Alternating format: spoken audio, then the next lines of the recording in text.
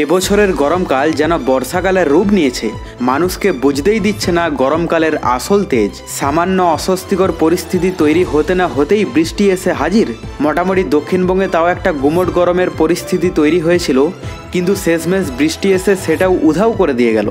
তো আজকের এই ভিডিওতে আমরা লাইভে দেখে নেব বঙ্গোপসাগরের পরিস্থিতি আগামী কয়েকদিন ঠিক কীরকম থাকবে, আবারও নতুন কোনো দুর্যোগের সম্ভাবনা রয়েছে কিনা। সেই সঙ্গে আমরা দেখে নেব পশ্চিমবঙ্গ এবং বাংলাদেশের কোথায় কীরকম বৃষ্টির সম্ভাবনা রয়েছে, কোথায় কীরকম তাপমাত্রা থাকতে পারে, কোথায় মেঘলা আকাশের সম্ভাবনা থাকবে। তো A to Z এই ভিডিওতেই আমরা লাইভে দেখে নেব। আপনি ভিডিওটি অবশ্যই শেষ পর্যন্ত দেখবেন। ভিডিওটি ভালো লেগে থাকলে একটি লাইক করবেন, আর আপনি যদি আমাদের চ্যানেলে নতুন হয়ে থাকেন তো চ্যানেলটিকে সাবস্ক্রাইব করে রাখতে ভুলবেন না। তো প্রথমে আমরা বঙ্গোপসাগরের আবহাওয়া যদি দেখে নিই, এখানে দেখতে পাচ্ছেন যে আগামী কয়েকদিনের মধ্যে বঙ্গোপসাগরে একটা মেঘের পরিস্থিতি দেখা যাচ্ছে এবং সেই সঙ্গে কিছু কিছু জায়গা আছে যেগুলোতে বৃষ্টির একটা সম্ভাবনা দেখা যাচ্ছে। এবং এই বৃষ্টির প্রভাব বিশেষ করে বাংলাদেশের উপকূলবর্তী এলাকা এবং বাংলাদেশের ভিতরের কিছু এলাকা আছে যেগুলোতে ইফেক্ট সবথেকে বেশি পড়ছে। যদিও পশ্চিমবঙ্গের দক্ষিণবঙ্গের এলাকাগুলোতে এর ইফেক্ট অনেকটাই কম থাকবে, তবে বাংলাদেশে বিশেষ করে এর প্রভাব পড়তে পারে। এবং আমরা দেখতে পাচ্ছি যে বঙ্গোপসাগরের যে আবহাওয়া এখনও পর্যন্ত স্বাভাবিক অবস্থায় নেই। এখনও পর্যন্ত এখানে একটা বাতাসের বেগ আছে, সেই সঙ্গে মেঘের একটা পরিমাণ দেখা যাচ্ছে।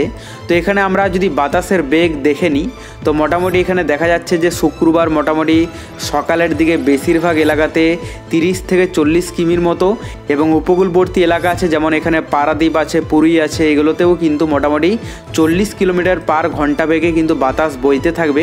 মোটামুটি শুক্রবার সকালের দিকে একটা মেঘের পরিস্থিতি থাকবে এবং এই মেঘের পরিস্থিতির ফলে উপকূলবর্তী এলাকা যেখানে মোটামুটি পারাদ্বীপ আছে, পুরী আছে, ভুবনেশ্বর আছে, এগুলোতে কিন্তু একটা মেঘের পরিমাণ থাকবে, তার সঙ্গে বৃষ্টির সম্ভাবনা রয়েছে শুক্রবার সকালের দিকে। এখানে দেখতে পাচ্ছেন বালাসোর, জলেশ্বর, ঠিক আছে, এখানে গঙ্গাসাগর, হলদিয়া, এই সমস্ত এলাকাগুলোতেও কিন্তু ভারী বৃষ্টি হতে পারে। এবং তার সঙ্গে আমরা যদি দেখে নিই যে বাংলাদেশের অবস্থা, এখানে দেখতে পাচ্ছেন যে শুক্রবার সকালের দিকে বাংলাদেশের অধিকাংশ এলাকায় কিন্তু বৃষ্টির সম্ভাবনা রয়েছে। বেশি বৃষ্টির সম্ভাবনা রয়েছে সিলেট এবং এর পাশাপাশি মৌলভীবাজার আছে, ঠিক আছে, এখানে জগন্নাথপুর আছে, সেই সঙ্গে ধর্মনগর আছে, কোমলগঞ্জ আছে, এই সমস্ত এলাকাগুলোতে বৃষ্টির পরিমাণ একটু বেশি থাকবে। আমরা যদি উপরের দিকে দেখে নিই, উপরের দিকের মধ্যে এখানে লালমনিরহাট আছে, দিনহাটা আছে, শীতলকুচি, জলঢাকা, এই সমস্ত এলাকাগুলোতেও কিন্তু বৃষ্টির পরিমাণ একটু বেশি থাকবে। বাদবাকি এলাকাগুলোতে হালকা পরিমাণ বৃষ্টি হতে পারে, আভাস থাকবে বেশিরভাগ এলাকায়, ঠিক আছে। এখানে যা দেখা যাচ্ছে পরিস্থিতি আপনারা দেখতেই পাচ্ছেন যে উপকূলবর্তী এলাকার সঙ্গে বাংলাদেশের ভিতরের এলাকাগুলোতেও কিন্তু একটা বৃষ্টির পরিমাণ দেখা যাচ্ছে শুক্রবার সকালের দিকে। কিন্তু তার তুলনায় আমরা যদি পশ্চিমবঙ্গের দক্ষিণবঙ্গের এলাকাগুলোর কথা বলি, এখানে দেখতে পাচ্ছেন যে কলকাতা সহ আশেপাশের এলাকাগুলোতে বৃষ্টির পরিমাণ থাকবে শুক্রবার সকালের দিকে। বাদবাকি এখানে দেখুন যে বর্ধমান, এদিকে কাটোয়া, দুর্গাপুর, বাঁকুড়া, পুরুলিয়া, জামশেদপুর, এই সমস্ত এলাকাগুলোতে কিন্তু সেই রকম বৃষ্টির সম্ভাবনা নেই শুক্রবার সকালের দিকে। এবং কলকাতার ভিতরের যে এলাকাগুলো সেগুলোতে কিন্তু একটা বৃষ্টির পরিমাণ থাকবে। এখানে কলকাতা, এদিকে পানিহাটি, ব্যারাকপুর, চন্দননগর, সিঙ্গুর, এদিকে জঙ্গলপাড়া, জগৎবল্লভপুর, ঠিক আছে, এদিকে হচ্ছে খানাকুল, বাগনান, কোলাঘাট, পাঁশকুড়া, এই সমস্ত এলাকাগুলোতে বৃষ্টির সম্ভাবনা থাকবে। সেই সঙ্গে বিষ্ণুপুর, শ্যামপুর, মহিষাদল, ভগবানপুর, তমলুক, ডায়মন্ড হারবার, এই সমস্ত এলাকাগুলোতেও বৃষ্টির একটা সম্ভাবনা দেখা যাচ্ছে। সেই সঙ্গে আমরা যদি উপরের দিকে চলে আসি তো উত্তরবঙ্গের যে এলাকাগুলো আছে সেগুলোতেও কিন্তু একটা বৃষ্টির আভাস দেখা যাচ্ছে। এখানে দেখতে পাচ্ছেন তার মধ্যে এখানে দার্জিলিংয়ে আভাস থাকবে কিছুটা, কার্শিয়ং আছে, এদিকে শিলিগুড়ি আছে, সেই সঙ্গে দেখতে পাচ্ছেন যে এখানে জলপাইগুড়িতেও আভাস থাকবে, আলিপুরদুয়ার আছে, কোচবিহার আছে, এগুলোতে মোটামুটি হালকা আভাস থাকতে পারে।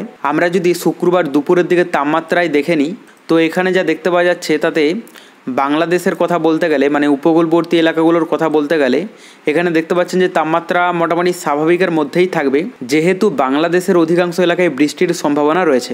এখানে দেখতে পাচ্ছেন চট্টগ্রামে 29, মহেশখালীতে 29, টেকনাফে 29, কলাপাড়ায় 29, বরিশালে 29, খুলনায় 30, মেহেরপুরে 30, রাজশাহীতে 31, ঢাকায় 30, কুমিল্লায় 29, সিলেটে 30, ময়মনসিংহে 30, মোটামুটি 29-30-এর মধ্যেই কিন্তু বেশিরভাগ এলাকার তাপমাত্রা থাকবে। এদিকে পশ্চিমবঙ্গের দক্ষিণবঙ্গের এলাকাগুলোর কথা বলতে গেলে কলকাতায় 30, চন্দননগরে 30, শান্তিপুরে 30, বর্ধমানে 31, আরামবাগে 31, কোলাঘাটে 31, হলদিয়ায় 30। তো এই সমস্ত এলাকাগুলোতে 30-31-এর মধ্যে থাকবে, কারণ শুক্রবার সকালের দিকে বা দুপুরের দিকে বৃষ্টির একটা আভাস আছে। কিন্তু এই সমস্ত এলাকাগুলোতে যেহেতু বৃষ্টির আভাস কম, তো সেই কারণের জন্য তাপমাত্রা এই কলকাতা বা আশেপাশের এলাকাগুলোর তুলনায় একটু বেশি থাকবে। যেমন এখানে ধরুন বাঁকুড়ায় 33, পুরুলিয়ায় 33, জামশেদপুরে 34, এদিকে চাকুলিয়ায় 32, বাদাম পাহাড়ে 31, উপরের দিকের মধ্যে সাহেবগঞ্জে 32, ভাগলপুরে 33, মালদায় 32, দেওঘরে 33। ঠিক আছে, এখানে উত্তরবঙ্গের মধ্যে দার্জিলিংয়ে 22, কার্শিয়ংয়ে 23, শিলিগুড়িতে 30, জলপাইগুড়িতে 30, আলিপুরদুয়ারে 30, কোচবিহারে 30। সেই সঙ্গে আমরা শুক্রবার মোটামুটি সকাল বা দুপুরের দিকে যদি মেঘের একটু পরিমাণটা দেখে নিই, তো এখানে দেখতে পাচ্ছেন ক্লিয়ার কাট দেখা যাচ্ছে যে কলকাতা সহ আশেপাশের এলাকাগুলোতে মেঘলা আকাশ থাকবে এবং সেই সঙ্গে বাংলাদেশের অধিকাংশ এলাকাতে কিন্তু মেঘলা আকাশ দেখা যাচ্ছে। তো এখানে বঙ্গোপসাগরেও দেখতে পাচ্ছেন যে বঙ্গোপসাগরের আবহাওয়া এখনও পর্যন্ত স্বাভাবিক নয়। বঙ্গোপসাগরের বেশিরভাগ এলাকা জুড়ে বাতাসের বেগ একদিকে যেরকম থাকবে, অপরদিকে মেঘের পরিমাণও থাকবে এবং এই মেঘের পরিমাণের ফলেই এর প্রভাব কিন্তু বাংলাদেশে দেখা যাচ্ছে। বাংলাদেশে দেখতে পাচ্ছেন যে বেশিরভাগ এলাকায় কিন্তু মেঘলা আকাশ থাকবে এবং সেই সঙ্গে বেশিরভাগ এলাকা জুড়ে বৃষ্টির পরিমাণও দেখা যাচ্ছে। এখানে দেখতে পাচ্ছেন যে কলকাতা সহ আশেপাশের এলাকাগুলোতে ভালোই মেঘলা আকাশ থাকবে সকাল বা দুপুরের দিকটাতে। সেই সঙ্গে বাংলাদেশের অধিকাংশ এলাকায় মেঘলা আকাশ দেখা যাচ্ছে। আমরা যদি বৃষ্টির একটু আভাসটা দেখে নিই রাতের দিকে, তো শুক্রবার রাতের দিকে যদি কথা বলি, তো মোটামুটি যা দেখা যাচ্ছে তাতে পশ্চিমবঙ্গের বেশিরভাগ এলাকা একটু পরিষ্কার হয়ে যাবে। কলকাতা সহ কিছু কিছু এলাকা আছে যেগুলোতে হালকা আভাস থাকবে, বাদবাকি এলাকা কিন্তু পরিষ্কারই থাকবে। সেই সঙ্গে যদি বাংলাদেশের কথা বলা যায়, বাংলাদেশে বৃষ্টির পরিমাণ সকাল বা দুপুরের দিকে যেরকম ছিল বেশিরভাগ এলাকায়, রাতের দিকে কিন্তু অনেকটাই প্রভাব কেটে যাবে। শুধুমাত্র কিছু কিছু এলাকা আছে যেগুলোতে হালকা প্রভাব থাকতে পারে।